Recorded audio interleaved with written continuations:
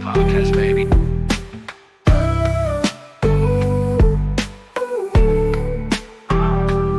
Social media, real life, created it all in this conversation. Hi guys, welcome to the Gen Z podcast. Remember, this is a podcast for digital natives. So we bring you everything: content creation, influencing, self-development. If you need to know anything about self-development, content creation, we've got you, and we bring you the best. Okay. I'm your host, Mary Miller, and today we are at Nomad Scott. So Nomad Scott is literally known for corporate meetings. So if you want to be here, you want to have a corporate meeting, it's a lodge as well. They provide accommodation, good food, nice bar, nice restaurant, and everything. So feel free to come through. Now today, I'm with the amazing and beautiful girl. Guys, let me say this. So she's an influencer, voiceover artist, actress. What else did I miss? Model? Huh? Look at you giving me all those titles, and I'm like, yeah, do I wear all those shoes? Like those suits I love. No, but this, but anyway, yeah. She's an influencer, content creator, actress, voiceover artist, presenter. Bridget, you are welcome. Thank you so much. Hi, Mary. You look good. You look good too. I think orange, you should stick to it. It's bringing out your Oh wow, I'm excited to have you here. I'm excited too. Okay, it was a crazy one, but finally you made it. Made it. Yeah. Okay, guys, so we're going to get into it. Let's do a bit of like an origin story.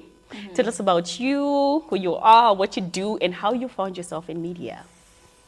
All the time when people tell me, tell us a bit about you, who you are, and I'm like, Hey. who am I?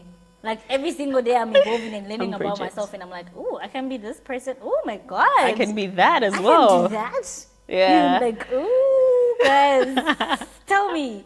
I can say I'm multi-talented. I am a person who would literally just get my hands on anything creative. Like when I see something and I'm like, I want to do that. I love that. I can multitask. You get what I mean? Yeah. So I studied TV and radio when I was quite young. I don't remember how young I was, but I remember I was just like in my early stages of growth when I hit puberty, you know, like, hey, I want to do this. 18. Like what excited me the most was not what every teenager at the time excited them.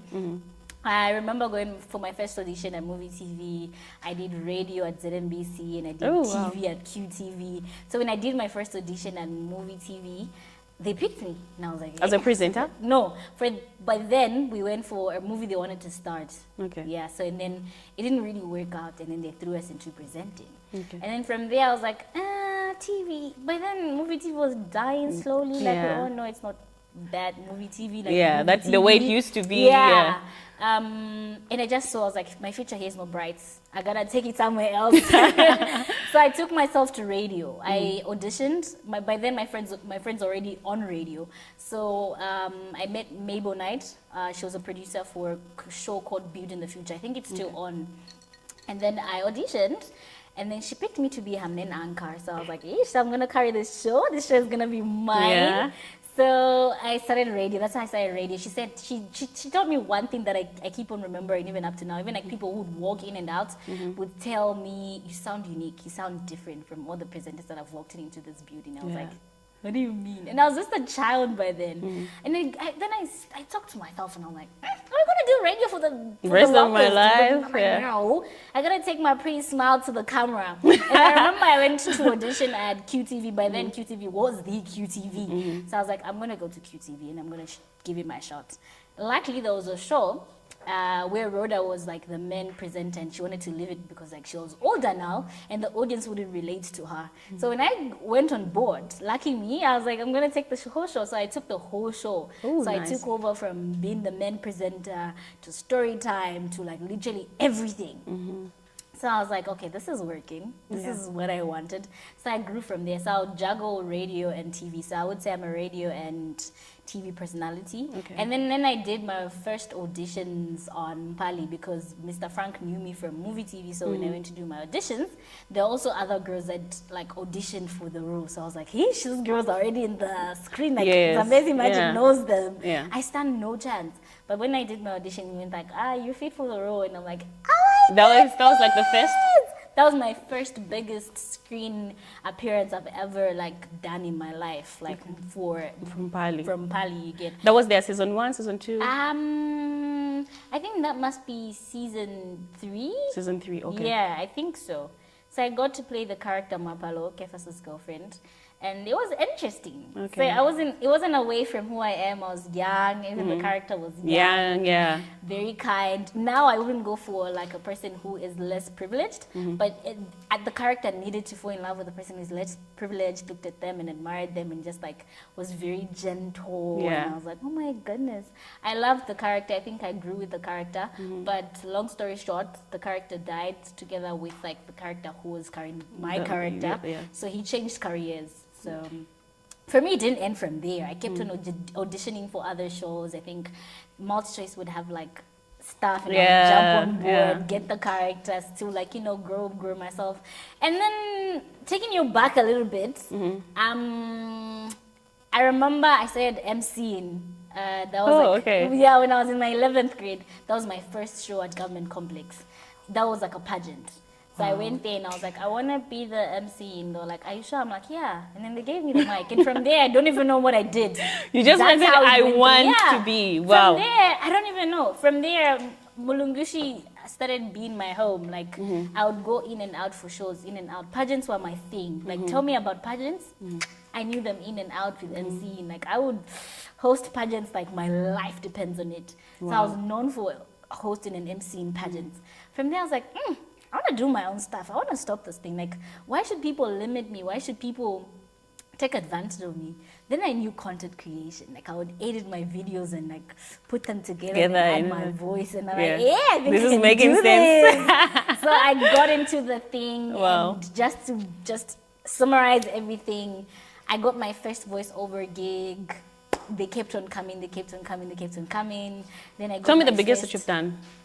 The biggest I've done, what's that company? I remember the Zikomo Awards, but that man fumbled me, so whatever. It hit like 1 million reach. Wow. So my voice was like everywhere, like 1 million people listened to my voice, and I'm like, hey. Was it for the one that where they advertised to say we'll have The, Zikomo and awards, whatever award? Oh, okay. Yeah, that one. But for me, I feel like the biggest I've done was for like Californian beverages. I love, like, I was like, and then you know how we did it over the phone. And then when I got to listen to it like after a year or 2 years, and I'm like, that's me. And from there, I'm like, that's me. Wow. And then from there, I got on ads, like commercial modeling came in. I remember I was like, I want to get into it. Then I got with like Treadkins. From there, not only Treadkins, like other brands also. I mean, like to me, all brands are big. You get what I mean? So I just started getting into it. Sometimes I don't even know. I just do it. My manager will just bring stuff to me and I just like voice them. But for now, I want to get into character voiceovers.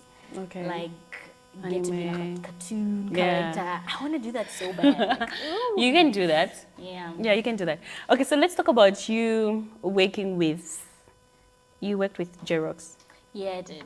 Yes, I did. Tell me about that. By the time I lost my job, by the time my contract got done with Kazadi Films, I was in. Oh, so you also worked with Kazadi Films? Yeah, I did. Okay. I was with Kazadi Films, and For how many years?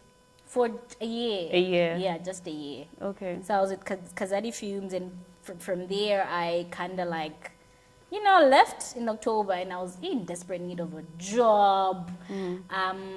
Wait, at Kazadi Films you just like left, like, or the contract was done and they were not willing A to long renew story, it? girl. Like, it's a long story. We have all the time. It's a long story. We have all the time. With Kazadi Films, it's a long story, but I've healed. I've moved on. Wait, was it? I've moved on from it. Oh my and God. I've healed, and my first biggest project I've done with Kazadi Films obviously is the Divorce Club. Yes, season yes. 1 and 2. I think I stayed up to like 3, and then I left. I loved season 1 because I was part of it like big time. By then the production manager was sick, so I was really, really playing as Managing, production manager, and I casted, and I was like, Oh, that I was really big. got into it. Left Kazadi Films, I applied to Spring TV and also Upfront Media House. That's like Xerox's Xerox's, company. I got picked to both. So I had 2 jobs. And I was like, You had 2 jobs. how am I gonna juggle this? Luckily, one started at 4 in the morning and then ended at 9 in the morning. And then at that time, with Tulange Lifestyle with Vox Pop, so would shoot in advance before we go into studio. So it would be scheduled depending on how the presenter's schedule is. So maybe there'll be like mid-morning or later in the afternoon or during the day. So it played to my favor. But I didn't stay for long at Spring TV. It wasn't my home. Like I didn't feel like I was gonna grow there. Like I feel like I needed to let go of one. Also my body was getting really, really tired. I think that's why I'm aging backwards, because the pressure was just like Too much. too much. I said, no, I'm not gonna torture myself like this. I'm only like, how old was I? Only 19. I'm like, no, I'm young. Yeah. I gotta do something else. else, So yeah. I went to Xerox. It was a journey there. It was a journey. I got on set as production assistant for Tulange Lifestyle season 5 and 6. I think 4 or 5 or 6. Even the last season they had on The Amazing Magic. Yeah. I got to be like production assistant, and also like I got to learn a lot of things. Not only that, I would still do my gigs behind. Like I would still do my emceeing gigs and be me at the end of the day. And then we moved on to Mungoma because he had 2 productions. Yeah. Mungoma, I was prop master. So I moved away from being on the camera, doing the voice, to like what does film have? Away from just being the one who's on camera. If you're not casted, what can you do to help yourself? Because everybody wants to be on screen. Yeah. But what can you do to survive out there? Because it's really wild. So I decided to take myself into production assisting, and also because I did that when I was at Kazadi Film, so I had an idea, and also props. From there at Prop Master, I didn't have an assistant, so I was like, it was really big on me. Big on me. Not only that, there were people that were older than me that were very envious, and then I heard stories, and I'm like, I'm only a child. So, Like, what more? what was the hate all about? I don't know. They would say like, Brie can't do this. She's delaying production. But most of the times, Props? Wardrobe delayed production. And but I was the only one. props? And production with Wardrobe, there were the 6 of them. Yeah. But they would fumble. But then the blame will come to you. Yeah, and no, but Brie always delays production. Also, I'm like, we're How? not pushing the ball and who does what. Yeah, Like the fact that you've delayed production. Did I forget my prop? My props are here. Everything is here. So what are we talking I about? think next season you should bring somebody else. I don't think she's doing a very good job. And I'm like, Whatever. Wow. the interesting part came is when Rongano, I don't know if you've seen I'm Not a Witch. Yeah. So oh my God. when Rongano came in the I love country, there was a new film, the guinea fowl, Yeah. I was part of the production. And I went into wow. props. So the BBC, that was like the biggest one I've worked on. So BBC came in, and I was, luckily, Gerald was like, I'm going to put some of you guys on in this production, yada, yada, yada. You guys go. So initially we went in as wardrobe, part of like his wife's people. Yes. But when I got there, they needed somebody who would do standby props. Yes. So they had one person coming from Kenya, but they needed one person. So they were looking. For somebody. And for me, my strength is in props. Props, I've been prop master. I know this thing. And also in wardrobe, there are just a lot of us. And I'm like, where there's a lot of girls for me, I'm just like, I don't want to be there. Like there's, already these are people I've worked with. They've said negative things about me and I'm just young. I just wanted an environment where I can grow my CV even big. I said, no. So I went to talk to the person who was an HOD there. It was from Kenya, some man from Kenya, and I talked to him and he said, okay, cool. I would talk to your HOD for wardrobe if you can switch. She was okay with it. Yeah. She was okay with it, yeah. But when the story went back to the husband, somebody told me that's not how the story was told. So I'm like, how was the story told then? You get what I mean? Yeah. So remember, these are people I've worked with. Yes. Remember, these are people that have said other things about me also. But I'm like, then how was the story told? So you get what I mean? So from that day, I remember when the production ended, everything was cool. I grew from there. I met people. Even from there, like, you know, they say, let your current job get you your next job. Yeah. You get what I mean? So that's what I always do. Like, I always Make sure that you give it your best. my next job comes from this current job I'm having. Yeah. I always give it my best. So I remember when the season ended, everything ended, right? I sent messages to both Miss Dawn and Jay, and then they never replied. I said, thank you for the opportunity. I remember... Wait, after that production, you didn't go back to... No, because there was no active production back at okay. at thingy, at Upfront. Front Media. Yeah.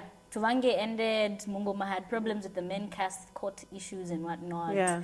Regardless, I don't know, a lot was going on. That was like none of my business. I always stay in my lane, but like I would ask, what's wrong with the production? So they never, even up to now, the productions are not back. You get what I mean? So he has no active production. Yeah. But I sent messages saying thank you so much. That's when I knew, I was like, it was true. There was more that was spoken than just she changed departments. There was more than just she changed departments. Yeah. Because tell me, this year will mark, I think 2 or 3 years. If we're going into next year, when last I sent those messages and they never replied to you're welcome. You guys have never met like in one space? We have. Have you spoken? The industry is so pretentious. Like they will pretend and say, hi, yes. But like, bro, you're forgetting the fact that you literally just left me on scene. I sent both messages to both parties because I said, thank you so much for the opportunity. I really appreciate for putting me on and believing in me. Thank you so much. I've grown and I really appreciate. To both. Guess what? 3 years later, I'm still waiting for the reply. You're welcome. Something. Nothing was said. Wow. That's crazy. Nothing was said, even up to now. Nothing. Have you tried to like, when you guys meet in person, to like talk about it? Confrontations? Yeah. I hate confrontations. Make me uncomfortable. Wow. But like I'm a child, you get what I mean? Yes, yeah. I'm a child, I must learn from adults. They are paving a way for us. So like what's there to just not even, like, you get what I mean? What's the beef with a child? Yeah. Doesn't make sense. It doesn't. And this is somebody whom you gave permission to. I didn't want to just like leave and say, I'm going to disrespect the fact that you people brought me here. But like, this is a department which I'm going to grow. I'm going to find, like, I was confused. And there's just too many people. And I have another skill that I can. I was confused. And then not only a skill, those guys were offering more. Like I looked at the paycheck and the contract. I'm like, this is more than that. I'm like, hey, I gotta move. I gotta move. I gotta go. Wow. So I just, even up to now, I don't get it. Yeah. Even up to now, I don't get it. I don't get the beef. You don't get the beef. Up to now. Okay, so let me ask this, yeah? So if they were to watch this and they called you, like, can we talk about that? Whatever, will you be willing? Yeah, I'll be willing to talk because I don't like to leave to bend bridges and things like that. Yeah, like I bend bridges with people that I like. When your intuition tells you these are worth burning bridges for, you burn them. Whatever. Yeah. I remember an artist that I've worked with. I've burned bridges with him, and I'm never gonna go back. Who's that? Mr. Roberto. I'm never gonna go back. Oh my God. And actually, you worked on that music video, Poverty. Yeah. I heard you guys blocked the whole. What happened? We just literally wanted to shoot from the bridge, and then we shot from the bridge. Like, what happened? No. But what happened between you? Like, why did you just? Another production. He has like 2 artists he signed. Yeah. Long story short, we shot for the first artist, which moved smoothly. I was game on because like the person who was supposed to like lead the productions was working. That's like his manager. So I took in most of the responsibility. So I wasn't being assisted by anybody. The last one, which is the female, right? I helped in with wardrobe. I helped in with makeup, with casting, with props, pretty much everything. Even like location. There's this one time they came to pick me up for like location. Do you know how locations is? It's crazy, yeah. So tell me how you don't want to pay me for all these roles and you want to pay me for one job. And I'm like, you're taking a piece now because like, why are you paying me for one thing when I did all this? Yeah. The least you can do is just like tell me, Brie, let's meet on the middle. Like, how can we help each other? You get what I mean? Not only that, I don't know who that person is, the wife or whatever. She stole my jewelry. Like, it still hurts me. What? The wife? Even up to now, I don't know if she's what, but I don't know. I don't know if she's a wife, but like I think she's a friend or whatever she was on set. Whatever. Oh, the girlfriend. Whatever, bro. None of my business.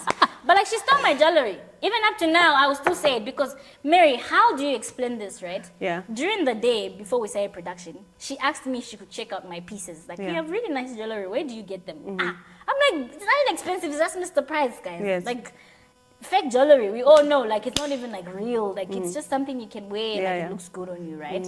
She checks it out. She goes through my jewelry box and she checks it out. She removes pieces and she puts back, right? Tell me how we had 3 girls on set, right? That were constantly on set. They never went to where the bags were. Yeah. And then there was her. And then the makeup artist was Mwenzi. Mwenzi, I've worked with her on like a lot of projects. Yeah. And then she left earlier than everything. So I would go back and forth to my jewelry box and like change the men act, like what she was wearing. So the last I checked my bag was like around 20 or something, right? At 1 in the morning, we are leaving. My bag is not where I left it. My bag is with her things, on her things. Wow. And then tell me how she forgets to take back my bag where it was. And then my pieces are missing. And my bag was left open. And it's on your things. Make it make sense how it's not you, Mary. You asked me to check out my jewelry during the day. I allow you to do so. The next thing I find my bag. Yeah. Not on a corner I left it, but on top of your bags. things, and yeah. it's open and things are missing. Wow. And then do you know what I said? I called him. I didn't call anybody else and I said, boss, I think there's a problem here. My pieces are missing and my bag was found on top of this person's thingy. Yeah. So I assume she got them. If she didn't, then it's okay. Let's forget about it. Things do happen. But next time, I'm not going to help you with my personal things.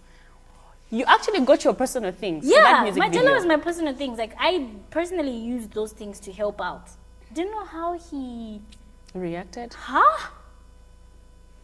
Tell me about it. Very Girl. irrational. No, you I don't can't know tell him me. that. You can't say that. Hey, what? Everybody, stop what you're doing. Open your bags. I'm saying, no, there's no need to search guys. Like, guys can't come and get jewelry from my bag. And these guys are camera guys. You know how camera guys, when they're shooting, Yes, they're they're always constantly on the there. camera and the lights. Yeah. I know how set works. You can't go and accuse these guys. That's a lie. That's why I said, don't check their bags, because I know it's not these guys. Even the girls, the other 2 girls left earlier because their parents kept on calling and said, bring the kids back, it's late. And the men she didn't go anywhere. She was constantly with me. I was on set the whole time. Did you check the person? No, I said, let's not check anybody. It's okay. Things have gotten lost. It's cool. But he went through people's bags and just made it the whole thing very Crazy, awkward. yeah. You know? Yeah. And then I said, no, he made it very awkward. I want to go home. I'm pissed off. And it's 1 in the morning. It's late. You still want to hold everybody back and still buy more time. I'm like, bro, you're going to take us home at 3 in the morning? Are you being for real? Simply because of like stuff that got lost, I said, forget about it. I'm the owner. I said, forget about them. And you still want to prove a point to what? You can't say somebody is stolen, just say somebody borrowed. No, a thief is a thief. Yeah. If you borrow, you would have asked from me. And then I grant you permission and then you grab. No. Stealing is you without permission and you get something and you haven't returned it. Okay, cool. If they've borrowed, tell them to return it. Where was she? Was she there? She was there. What was she? Did she say anything? I didn't even like confront anybody. I just, at that point, I was so pissed that somebody took information like that and they carried it the way, you know, you don't control how people react to certain situations, right? But there's how you would like them to respond. You Yeah, get what I mean? But he responded in a way that was very unpleasing for me. So I was so pissed that I didn't want to show it to everybody. For me, if I'm pissed, I like to isolate myself and just go home because I know I'm going to cool off. But no, if you're going to delay the time I want to go cool off from home, from people that know me, now you're pissing me off. And then now, after he tells everybody to hold on and yada, yada, yada, he still wants to have a conversation with me again, telling me, no, just say somebody borrowed, not somebody stole from us. Nobody can steal. I'm like, oh, cool. If they borrowed, tell them to return. I want my things and I want to go home. No, hey, what? I'm like, no, good night. I'm going to walk away now. And I'm going to let you know if I'm going to walk away. For me, I'll let you know I'm going to walk away now. I'm going to leave. So this is like 2 in the morning, going to 3. We're going home. I get dropped from like the camera guys, right? Cool. Time for payments come. Tell me how I'm going back and forth with my payments. Tell me how I'm going back and forth with my payments. So we didn't agree on payments. You're supposed to say, Bree, this is how much I have. This is my budget. Yeah. Can we meet somewhere? But you're gonna not avoid my phone call, refer me to somebody else who also is telling me, I wanna leave. I don't know what's going on. Even me, whatever. No, guys, I've worked. Wow. I've worked. So you're not gonna bounce me like what? I want my money. I wanna get paid. So when you started this project, you didn't have a contract. It was just no, can you help? Because like you know, I know this person. I've worked with them before. Yeah. I mean, it's. I mean. Yes. Yeah. It's this artist. Right? Yeah. So you know. Yeah. So for me. That was crazy. Yeah. Felt like you were being exploited. Exploitation is there in the industry. It's so big, and also like if you're not careful. And you're not playing your cards right, you end up sleeping with almost everybody and everybody. And now your value and your worth is yeah. So they'll literally be communicating, oh, you want that girl? Yeah. Just do this, You're gonna get her. You're gonna get her. But that's crazy. That's crazy. Why are we going to allow such a thing to be happening? And I feel like this is one thing that we should also like talk about, especially to the young people that are like trying to get in the industry. Yeah. And looking at you who've been in the music, film, that's crazy. Ads, yeah. Yes. So obviously, you are a pretty girl, and yeah, somebody must have come at you.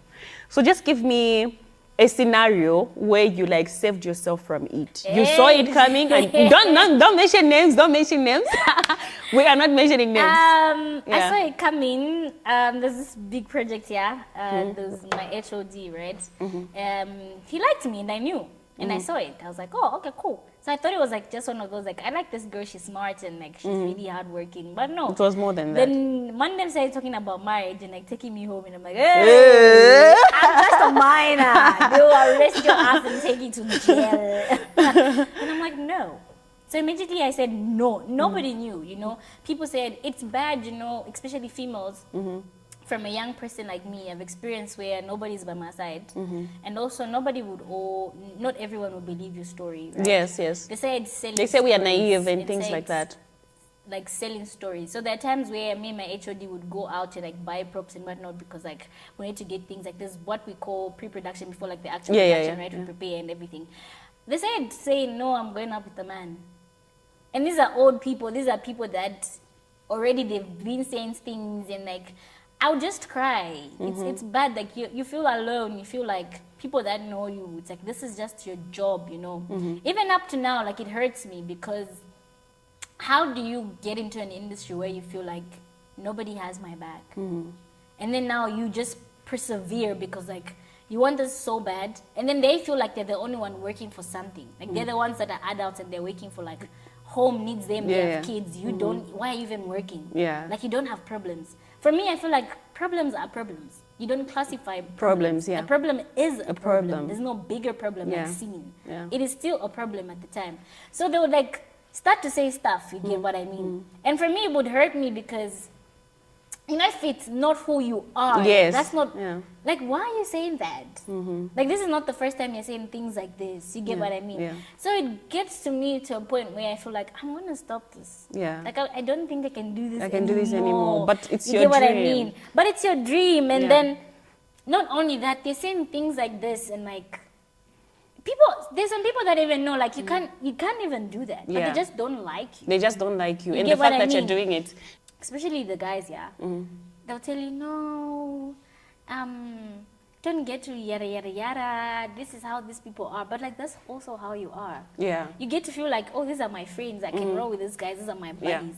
But like, they're the ones who are also going to like spray information and like lie about stuff, you know.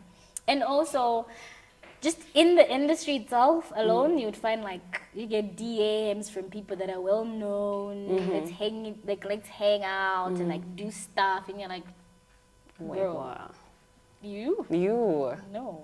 And these are people sometimes that you're like looking up to. These are people you're looking up to, and also there's no like support there. Like it's not there for the young ones. When you start out, it's like you're alone, man. Like it's they maybe feel like you're coming to replace them, but exactly that fear. Like, what's there to replace? It's just a room where there's cake for everybody. Yes, and we can all grab our pieces and grow and help each other grow. Like, hello. Okay, have you ever like gone for a job hunt, and then this person tells you to say, Bridget, I know you can do this, but you know, if I have to give you this job, you have to pay me in kind. Have you ever experienced that? No, I always shut it down before you get there. I have a big mouth. But you've had somebody come at you like that. I have a big mouth, and I say I don't care. You can keep the job. Like the one I told you about, like he wanted to marry me and whatnot, it goes like, we need to let go of you, because like, I'm like, bro, I know why you're saying this. If you want, you can let go of me today. I don't care. I can go. I'm not desperate. So they're literally trying to put you in a desperate situation where I can like give it in. And I'm like, bro, I come from a home. Even if my home is not the biggest home, like it's not like a hotel, I am loved. I come from a place where my mom tells me, you are loved. Watch out. I'm praying for you. I am here with you. I'd say it's okay. You get what I mean? I don't know. It comes with, sometimes I don't know when I'm talking to them. I just say it. And I'm like, I don't care. But inside me, I'm like, did I just say that? You get what I mean? They go like, we have to let go of you. Unfortunately, we had a whole meeting about you. And I'm like, bro, what meeting? Everybody is here. If they were not happy with me, they would have told me. But why are you trying to bribe. Why are you trying to do this? And I said, I don't care. If you want, you can let go of me today. I'm ready to go home. I'm ready to do like right now. That's crazy. I'm gonna leave. Just tell me when to pack my bags. And I'll leave. And I'll leave. Wow. One advice I would tell people if you're getting into the industry, don't be desperate. Yes. Once you are desperate, you're gone. When you get into it as desperate, no. Have you ever received those threats that, oh, we're going to blacklist you, you're not going to go anywhere, you're not going to things like that? No, I've just been told that.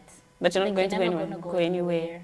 But then every day it's like you see yourself getting other opportunities. And other opportunities. The same people come and tell you, oh, you're doing great. I'm like, hey, did you say that I'm not going anywhere?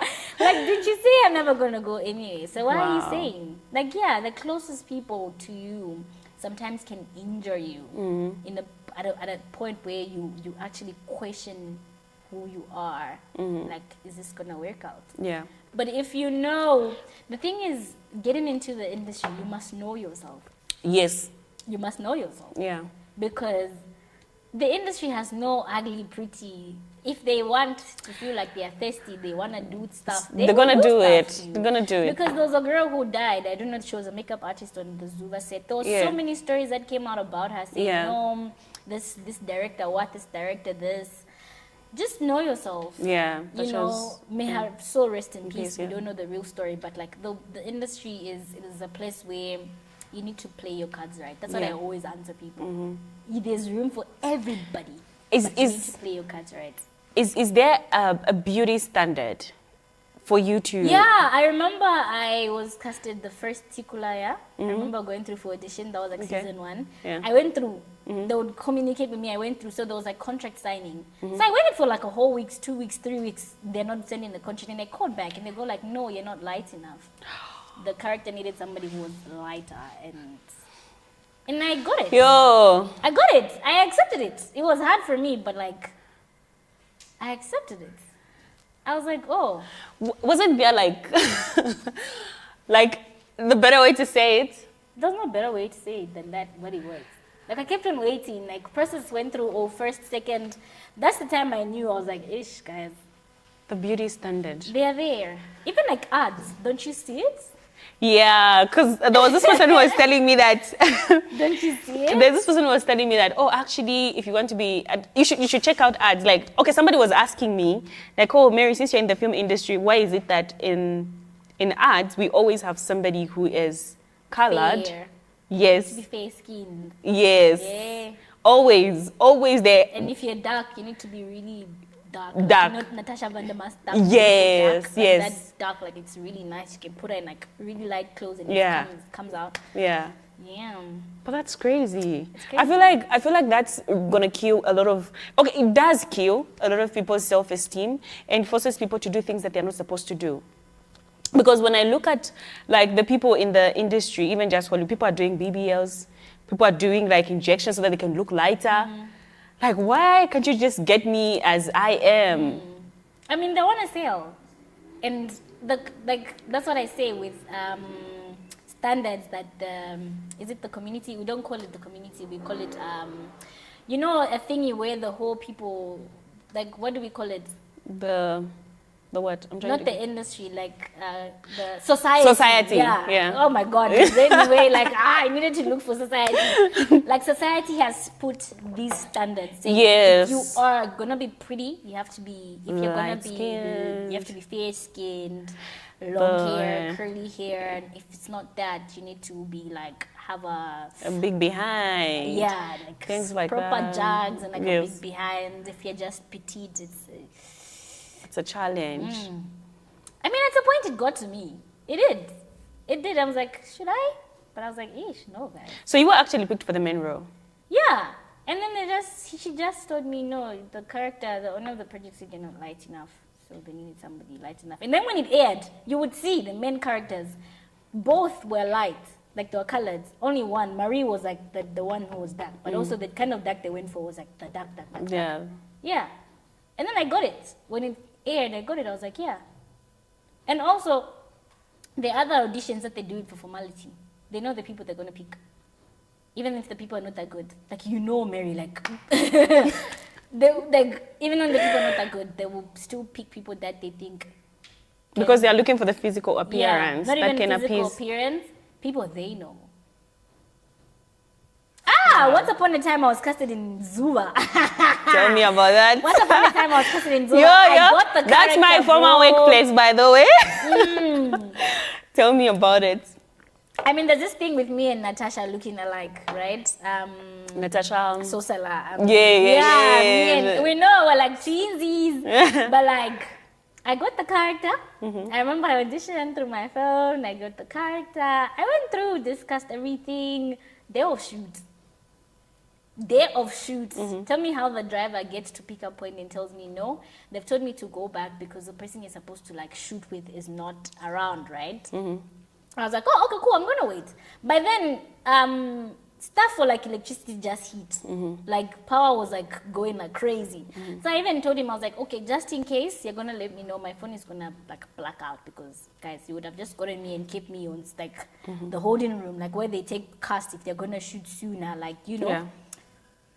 Tell me how the driver goes like, oh, we called you, you were not picking up, and then I decided to go. And I'm like, oh, okay, then when am I gonna shoot? I don't know what happened. Before I know it, I was replaced by somebody else with like miscommunication between driver, production, and me. Because he came to my pickup point. I was on my way to my pickup point. I was supposed to go back home because the person I was supposed to shoot with was not ready.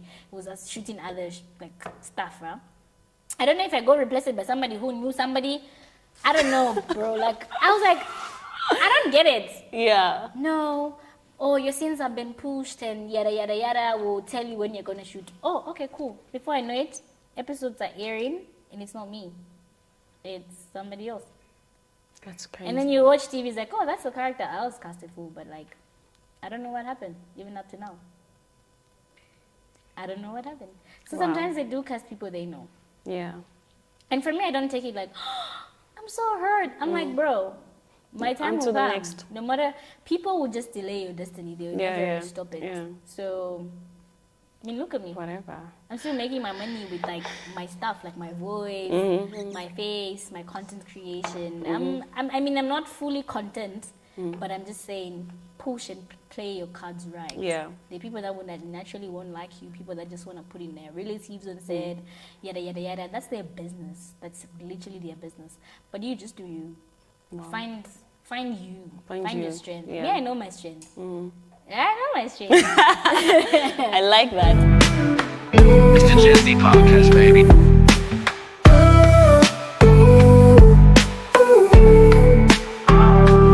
Social media, real life, created it all in this conversation. Follow us on our social media platforms as well at Gen Z Podcast everywhere on TikTok, Instagram, Facebook. We don't have, what's this, Twitter yet? X, we do not have it yet. It's the Gen Z podcast, baby.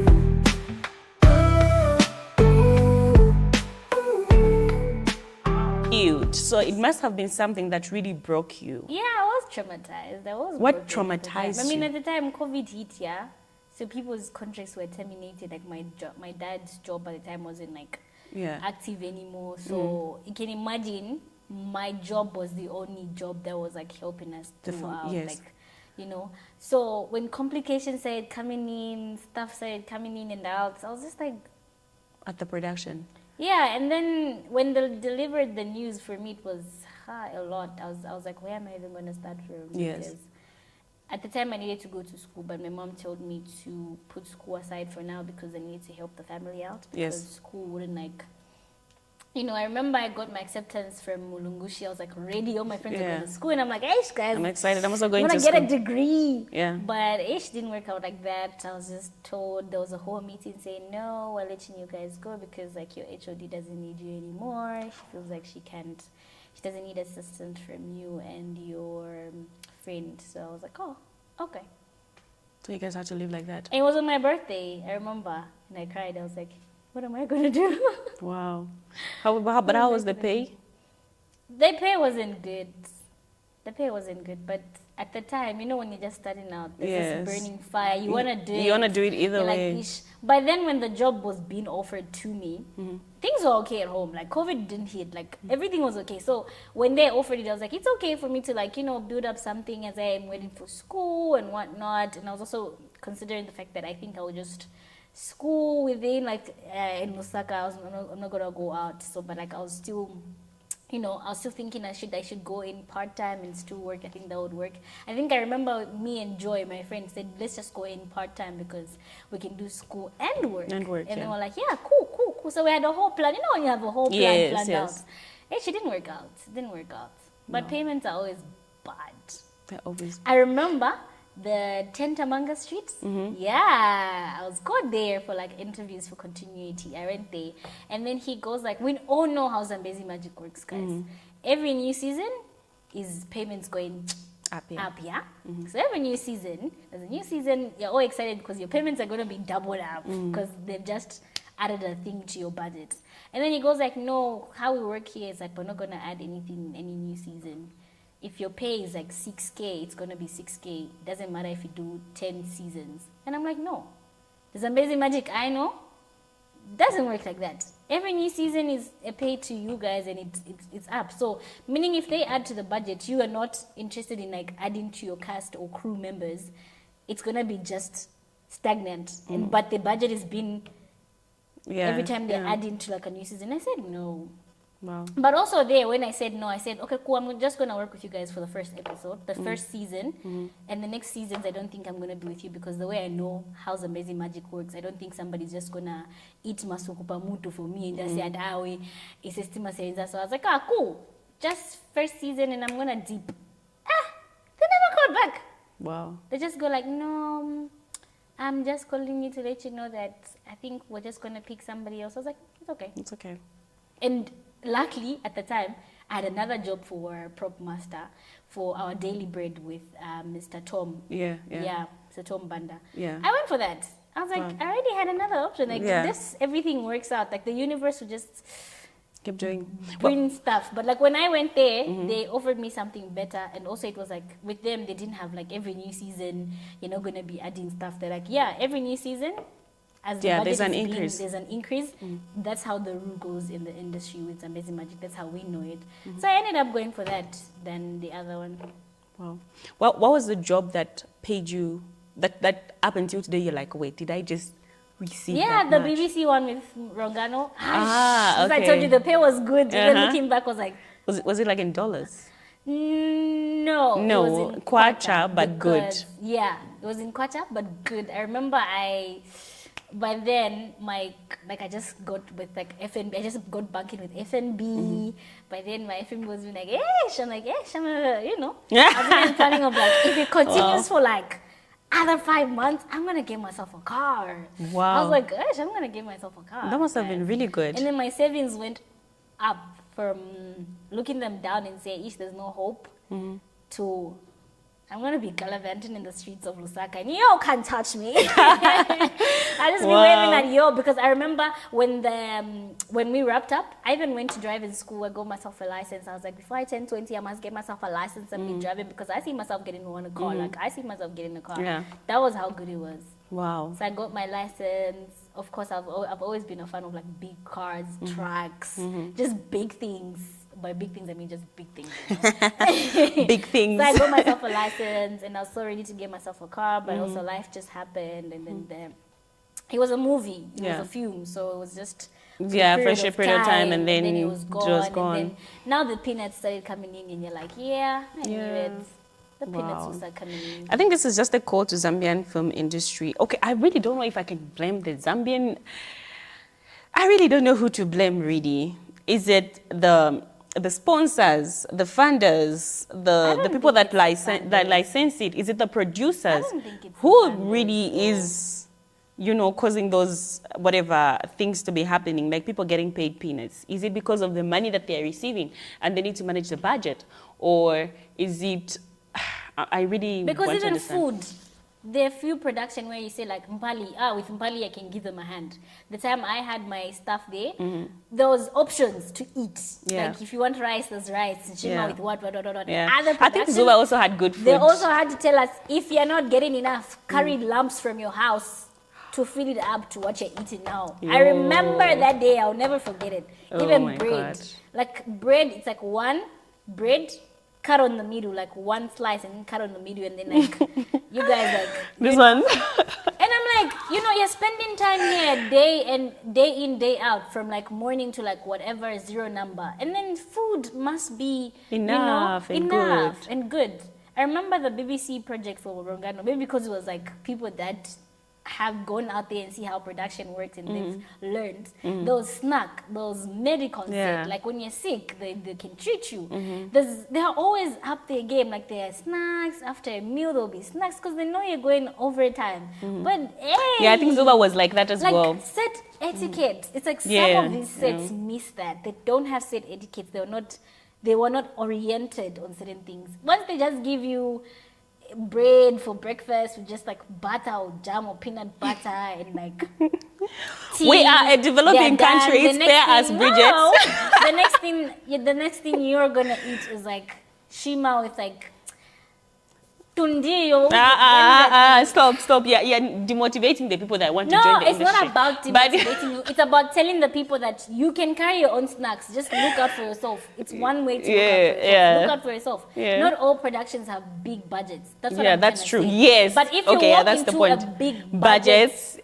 like production, Yeah. and they want to make it look like we're not receiving that much, they're stealing from you. Yeah. Now they're doing bad manners. You get what I mean? Yes. But they need to take good care of you guys because you're human beings. Yes, Your yeah. health is there. You're spending 5 months on that Yeah. set. Awkward hours, you're barely sleeping. The Sleeping, least yes. they can do is make sure everybody's health, everybody's being fed properly. But not being told you can't be fed because if you want to be fed like that, go carry lamps from your house. No. That was rude. Whoever was in charge of that, was that was wrong. You get what I wrong. mean? Yeah, that was wrong. wrong because these are people that need to be fed properly. If it's anything that should have a big budget, it's food. That's true. People need to be fed properly. They are barely sleeping properly. So I feel like a low budget film you can understand. High But a big budget film? No. No. A film that has been running for seasons? No. No, she said no. Wow. For me, I'm wow. one person who understands. But switching me from like breakfast to loader meal, it was a lot to adjust. Yeah. Because not everybody eats the loves brown that, one, yeah. you know. It was a lot. We've been taught that also. Again, at another set, they'll tell us if you feel like you can't eat this, carry food from your home. No, that's They very They bad. forced it on you. Like if you can't eat fish and you're allergic to pork, eat the pork or carry your food from home. Yeah. And you're like, No, that's crazy. okay.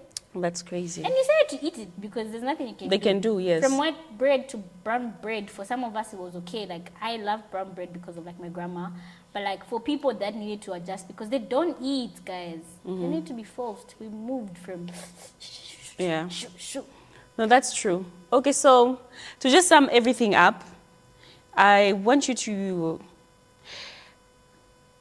I know you're still young, but I want to say to your younger self, to the teen you kind of started like very, very early. Yeah. At a point where, and I don't know, this is one thing that, you know, when you're young and vibrant with the energy, with the talent, then you meet the older people, they're just gonna like depress you. I've experienced that, by the way. But anyway, I want you to talk to your younger self. I just want you to appreciate yourself because it's not easy. I don't want you to say, to advise, just appreciate yourself to say, go, you went through it and you're going to get there. Yeah, you got this, girl. You got Yeah. this. Like being where you are now. Yeah. For me, what I appreciate is like the self-respect that I put in myself. Every day, constantly reminding myself that I am amazing. I'm doing this for me. And also, you don't have to put it like let it in so easily. Like everybody who comes to you and you go like yes. No, for me I feel like I've tried, guys. It's not easy out there. It's wild, but being able to say no to a lot. Yes, it yeah, you takes should a learn to say lot. no. Yeah. Self-respect, value, your worth. You just look at all that and you're like, I've able to manage this for 22 years of my life, and I'm not pregnant. I don't have a child. I'm still young. I don't have a child. Guys, it's an achievement for me. Yeah. Not that kids are bad, but guys, It's you're a lot. chasing your dreams and you have a little toddler. They just pull you back. Let's just be honest. They pull you that's back true. a lot. Especially, I know my mom. My mom is busy. She just said, hey, who's going to be sitting down to him To have a child. Everybody's busy. We're trying to run around. The economy is like wild now. Things are like, Bad, yeah. you know, we're trying to put whatever it is that we can on the table. So to my younger me, girl, you've You tried. did it. You did it. You've tried. You've tried. Not everybody. Ish, guys. Yeah. My reputation is everything. So I've tried. The first to just say, that Kawan. Yeah, it's okay. It's okay. It's But I know okay. myself. Yeah. Okay, great. So, guys, this is it for the podcasts. And one more thing to the people that are trying to get into the industry, you don't have to sleep with somebody to get at the top. No. You don't have to. Just work hard and be you. You're going to be there. Because these people, I hear these people communicate. So it's just going to be like, that one. Yeah, they do. They that communicate. one. That one. So, They just send a picture. That one. yeah, it's, that one. you know.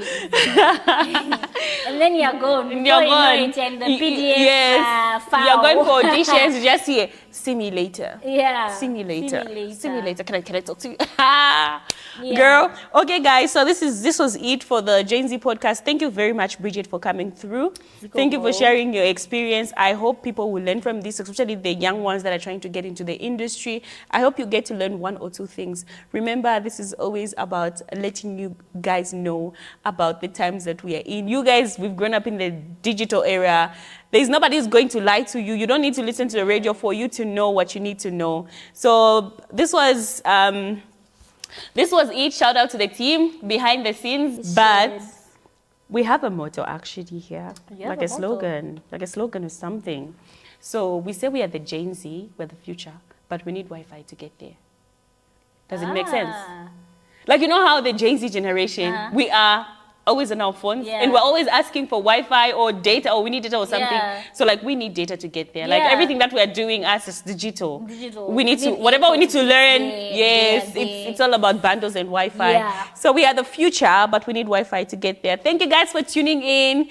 If you have any questions, leave them in the comments section. If you have somebody that you want to see on this podcast, to be specific, please make sure you mention their names. Yep. I was your host, Mary Miller, and from me and the team and my guest is Ba. You're going to do yoga sound. It's Ba. Do yoga sound. Which one? The yellow. But like it doesn't just come out. You have to force it. Force it. Okay, bye, From guys. me, ZULU, it's Bye. It's the Gen Z podcast, baby.